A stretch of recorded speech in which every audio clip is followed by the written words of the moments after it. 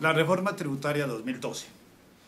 Es importante conocer de dónde venimos y hacia dónde va el sistema tributario, porque así podremos entender cuál es el alcance y la dimensión de todas las reformas. La necesidad de una reforma en el 2012. En el 2012 existía una situación económica y fiscal diferente de las que nos ha afectado en los últimos años, porque no había una fuga fiscal, es decir, no se necesitaba plata. Por primera vez, el presidente lo decía, haremos una reforma que no requiere mayores recaudos porque los recaudos están equilibrados, un crecimiento adecuado del PIB, controlar la inflación, bajándose los índices de desempleo. En general, había una estructura adecuada desde el punto de vista económico-fiscal, y por eso había la oportunidad de pensar en una reforma de fondo en los problemas principales del sistema tributario. Desde el punto de vista económico, los problemas fiscales podrían ser dos fundamentalmente. El primero, la concentración de la riqueza, y el segundo, el problema del empleo.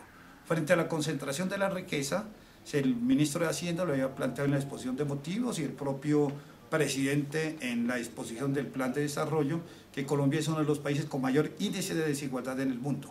Ocupamos el 7º puesto entre los países más desiguales, superados en América Latina por Haití y por algunos países africanos como Namibia y otros, pero realmente es vergonzoso, como le dice el señor presidente, esos índices de desigualdad que no se superan después de impuestos, porque los impuestos no logran en Colombia un papel redistributivo desde el punto de vista de la carga fiscal.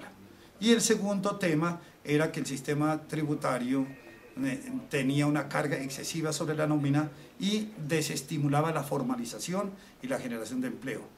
Por eso usted encontraba aquí que había nóminas paralelas, que se inventaron los esquemas en que usted desalarice el salario para no pagar aportes para fiscales, que usted, las cooperativas de trabajo asociado, en general, una serie de fórmulas y de legislaciones en las cuales se exime de aportes para fiscales. ¿Por qué?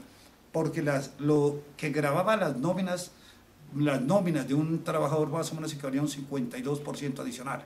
Es decir, si usted tiene un trabajador de 1 millón de pesos de sueldo mensual, para la empresa implica más o menos un gasto de 1.500.000 pesos, un 52% más en prestaciones y en parafiscales, o sea, en impuestos que graban. Se planteó entonces desestimular estas medidas. La necesidad de una reforma estructural.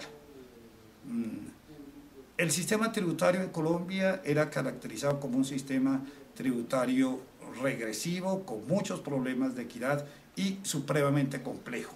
A estos dos objetivos se había planteado como la necesidad de hacer una reforma que los transformara, y por ello se discutía que había que modificar la tributación sociedad-socio, para que obviamente pague algo de impuesto a la sociedad y pague algo del socio.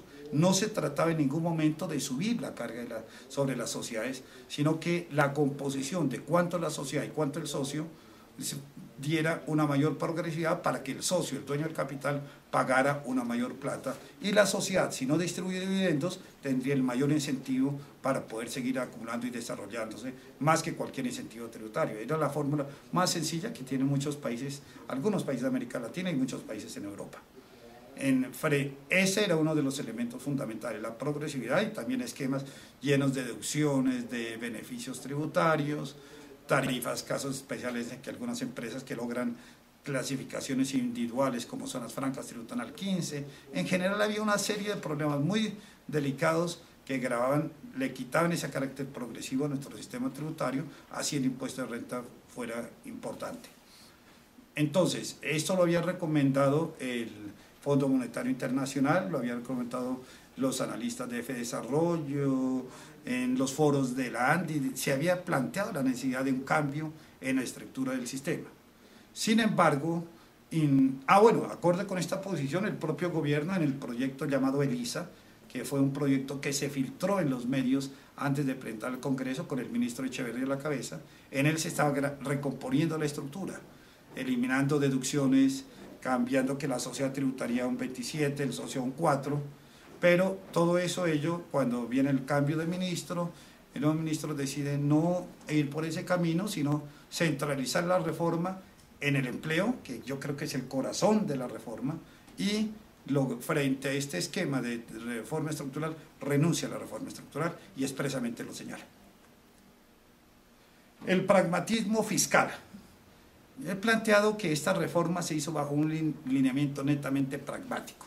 Primero, se buscó fomentar empleo, que era el objetivo central de la reforma, para lo cual se eliminaron ciertos tributos como SENA, ICF y Seguridad Social en Salud, que en conjunto recogen un 13.5%.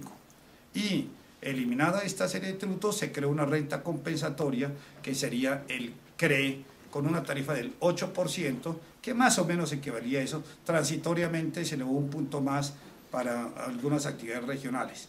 Pero esta forma de no gravar la nómina era para buscar regularizar el empleo y quitarle ese castigo a la fomento de empleo. Ese fue el objetivo central y yo creo que es el corazón de la reforma. Un segundo aspecto fue plantear que la reforma se buscara propiciar o mejorar la inversión, y para ello bajar la tarifa de las sociedades del 33 al 25. Esto, yo creo que aquí el gran pecado aquí en esta reforma es que esta reforma del 33 al 25 se hizo sin haber avanzado en algo en progresividad para que la tributación entre sociedad y socios se repartiera. Eso hubiera sido lo ideal, y esa tal vez, recuerdo hace unos días salió el artículo de la viceministra de Hacienda en que decía que el pecado del mea culpa del gobierno era no haber aprovechado esta reforma para haber avanzado en ese proceso. Al igual que cuando se creó el CRE, es en no haber avanzado en eliminar también las cajas de compensación familiar, el 4%, y o sea, fueron espacios en los que el gobierno se quedó corto, y también dejar vivos muchos de las exenciones y beneficios. Pero cuando digo que hubo un pragmatismo fiscal, es que en muchos casos el gobierno o el ministro se metió en atajos. En lugar de eliminar deducciones, beneficios, rentas que pudieran afectar el recaudo, se dedicó a crear impuestos mínimos e impuestos alternativos.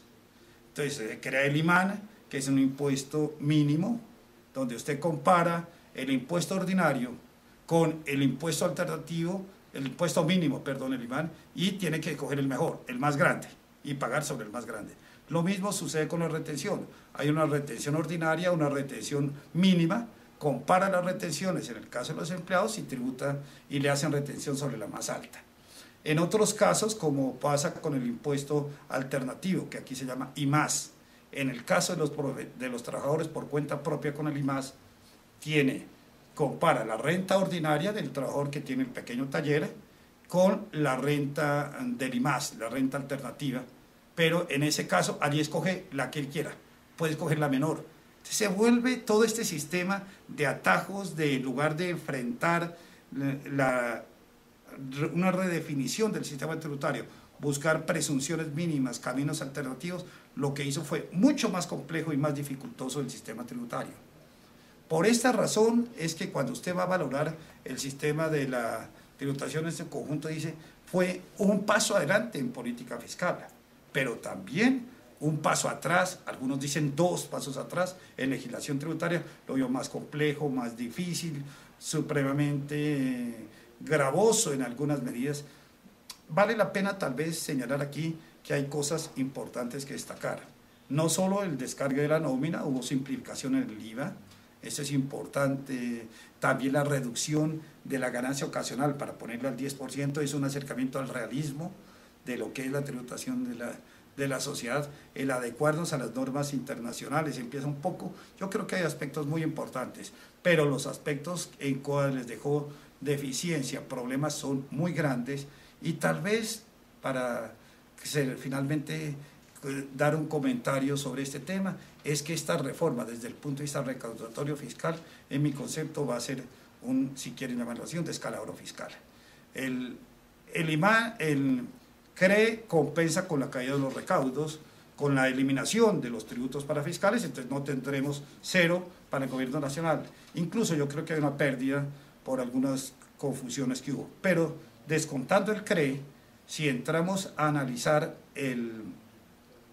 lo que baja el recaudo, de acuerdo con la posición oficial, baja en 10.9 billones de pesos, la bajada del 33 al 25. y los recaudos compensatorios son muy exiguos.